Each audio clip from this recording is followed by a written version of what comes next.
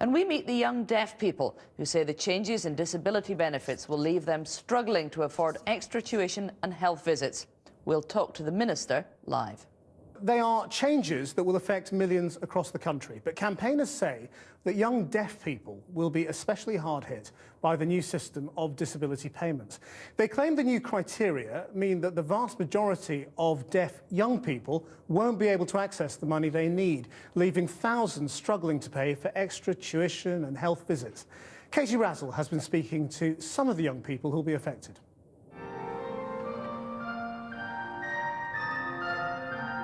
I just feel it's important that deaf young people should be able to say what they want loud and clear so that hearing people can understand, so that the government can understand, because you have to be deaf to actually experience what it's like.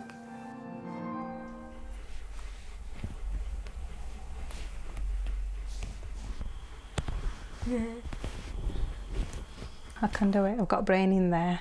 I've got confidence. She goes, I'm going to prove it to people that I can do it, and deaf people can do it.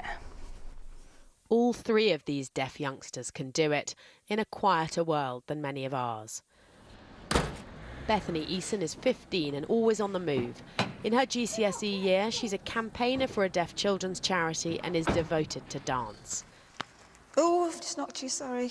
It was at ballet her family noticed their 3-year-old couldn't keep in time to the music.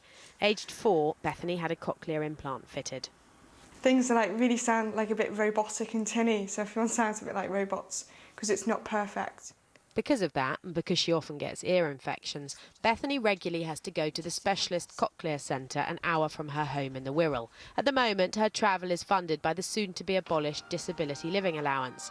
It's being replaced for 16-year-olds and over by the Personal Independence Payment, or PIP, and Bethany's worried she won't get it. Pop your feet in first. I have to either get the bus or the train, or I have to go by car, and it costs a bomb. I feel really upset and annoyed that I'm not going to be getting these benefits because they are vital to part of my life, part of my, daily life, and, having to go to Manchester is something that I need to do. And if I don't do that, then I'm really going to struggle with my hearing. Bethany doesn't need sign language to communicate, but she's learning so she can talk to deaf youngsters who do. Here she's telling the teacher about her holiday in Mallorca. Eloquent and clearly very able, perhaps it's right to question whether youngsters with so much going for them like Bethany should receive money from the taxpayer. Of course there are going to be vulnerable people who will still continue to need a lot of support, but many disabled people are not vulnerable. They just want to be able to be supported in practical ways to play a part in society, and I think that's the aim behind these reforms. But campaigners argue because the majority of hearing impaired people don't use sign as their first language, they won't get the new benefit. One charity says it believes a high proportion of deaf youngsters who currently get disability living allowance won't be eligible for a PIP when they turn 16 because the criteria have changed. And they say deaf children are already losing out in other ways. Across England, we've seen a third of councils cut specialist help that deaf children get in schools. This is really starting to impact on their attainment. We've seen their GCSE results drop for the first time since 2007. We're getting parents contacting us very worried about the futures for their children. 22-year-old Mamouna is profoundly deaf. Her 4-year-old sister Amani has a cochlear implant.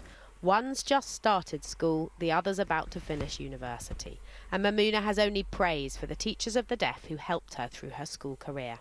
Do you think you would have got to university without that extra support? No. If I didn't get the support, I wouldn't have built my confidence and I wouldn't have achieved to get to university level. It is really hard. Mamouna showed off the animation project she created for her graphic design degree, sounds and all. She had a full-time teacher of the deaf to support her through school. Her sister gets 20 hours a week from a teaching assistant and a visit from a teacher of the deaf each month. The family and others in the area claim their local council, like others across the country, is cutting the number of these specialist teachers it employs, and that's bad for children. When you look at your 4-year-old sister, what do you think about her chances for the future?